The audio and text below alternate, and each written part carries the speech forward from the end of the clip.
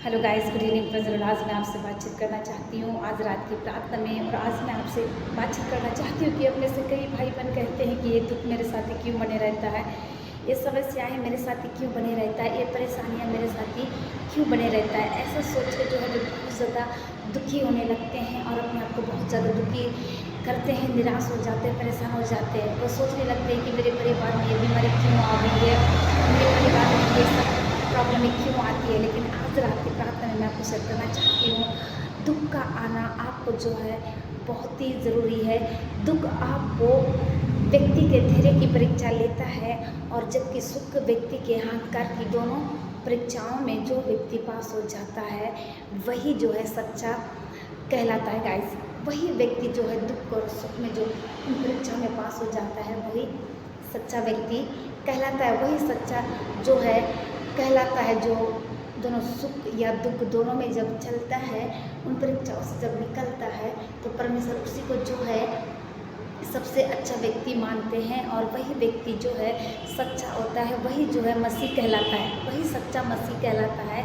जो दुख से होकर गुजरता है, उन परिस्थिति से होकर गुजरता है, वही एक सच्चा मसीह कहलाता है। परमेश्वर आपको जो है दुख में व्यक्ति के परीक्षा इसलिए लिया जाता है ताकि वो कितना सहन कर सकता है और कितना उस परिस्थिति में होकर चल सकता है। इसलिए जो है परमेश्वर आपकी परीक्षा लेते हैं। जो व्यक्ति दुख और सुख में पास हो जाता है, सच्ची मसीहा वही कहलाता है गाइस। लेकिन आज रात की प्रार्थना में मैं आपको सिद्ध करना चाहती हूँ, जबकि सुख व्यक्ति के अहंकार की दोनों की परीक्षा में जबकि सुख व्यक्ति के अहंकार की दोनों परीक्षाओं में जो व्यक्ति पास हो जाता है वही सच्चा मसीह कहलाता है। इसलिए आपको जो है दुखी होने की ज़रूरत नहीं है। जो व्यक्ति पास हो जाता है वही सच्चा मसीह कहलाता है। आइए आप बाइबल में से मैं आपको एक बहुत ही खूबसूरत पद के बारे में आपको बताना चाहती हूँ। यहाँ परमेश्वर का बाइबल का वचन क्या कहता है, आप मेरे साथ में निकाल लीजिए। जहाँ पर इस प्रकार से लिखा हुआ है, याकूब के 1:12 पद में, जहाँ पर कुछ इस प्रकार से लिखा हुआ है, धन्य है वह मनुष्य जो परीक्षा में स्थिर रहता है। आमीन गाइस। हम यहाँ पर देखते हैं कि प्रभु यीशु मसीह का वचन बहुत ही खूबसूरत तरीके से आज की रात की प्रार्थना में आपसे बातचीत कर रहे हैं। वो क्या कह रहे हैं, जो व्यक्ति परीक्षा में स्थिर रहता है, मीन्स आपकी ज़िंदगी में कई प्रकार की परीक्षाएँ आती है गाइस। हो सकता है आपके परिवार के लोग बीमारी से होकर गुजर रहे, ये भी एक परीक्षा है। हो सकता है आप सतावश होकर जा रहे हैं, ये भी एक परीक्षा है।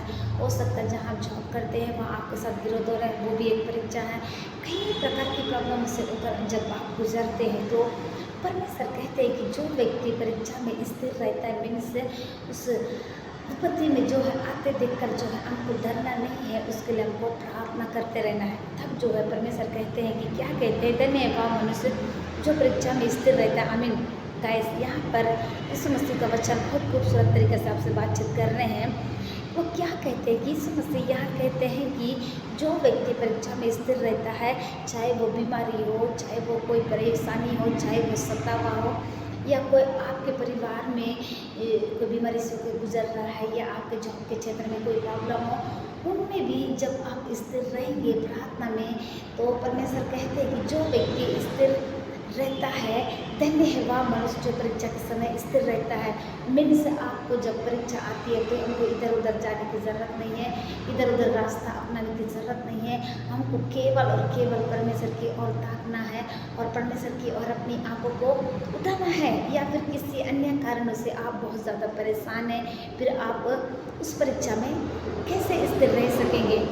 उन परिस्थितियों को आते देखकर जो है आपको डरना नहीं है, बल्कि आपको उस चीज़ का सामना करना है। तब जो है आप उस परीक्षा में स्थिर रह सकेंगे। इसलिए प्रभु यीशु मसीह कहते हैं कि याकूब 1:12 पद में, जहाँ पर कुछ कर लिखा हुआ है, धन्य है वह मनुष्य जो परीक्षा में स्थिर रहता है।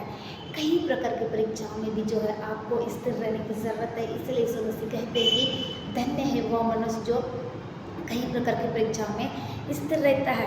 चाहे कुछ भी हो जाए, आपको विश्वास में बने रहना है, यीशु मसीह में विश्वास करना है। आज का जो सब्जेक्ट है, दुख व्यक्ति के धैर्य की परीक्षा लेता है। दुख जो है आपका धैर्य, मतलब आप कितना सहन कर सकते हैं, आप कितना उस दुख से होकर गुजर सकते हैं, आप कितना उन परिस्थितियों से होकर जा सकते हैं। इसलिए दुख जो है आपकी ज़िंदगी में आना बहुत ज़रूरी है। रोमियो के 8 का 28 में परमेश्वर का वचन कहता है सारी बातें मिलकर जो है एक भलाई को ही उत्पन्न करता है। आपको उसके साथ जो कुछ भी हो रहा है उसके पीछे जो है एक भलाई को परमेश्वर ने रखे हैं, इसलिए आपको चिंता करने की ज़रूरत नहीं है। सो गाइस, आइए अब सबके लिए मैं प्रेयर करना चाहती हूँ। धन्यवाद जीवन के देने वाले सामर्थ्य में प्रभु यीशु मसीह, बहुत ही खूबसूरत समय के लिए धन्यवाद करती हूँ। इस समय जो आपने मुझको दिया पिता, इस समय जितने लोग मुझे देख रहे हैं देश विदेश दुनिया के छोर से, मैं आशा करती हूँ उनका जीवन बदल रहा होगा मेरे परमेश्वर पिता।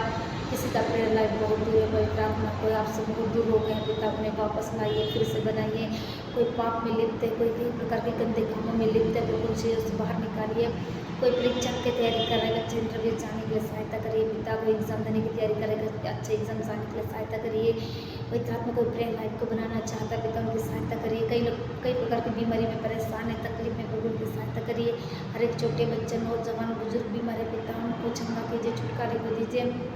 इस वक्त पिता आपके दास दासी लोग जहाँ कहीं से कहीं के लिए जाते थे, उनके आने जाने के लिए सहायता मदद करिए पिता। सारे बातों में माँ आपको देते यीशु के नाम से इस विनती को मांगते, जैसे सुनने कबूल करिए।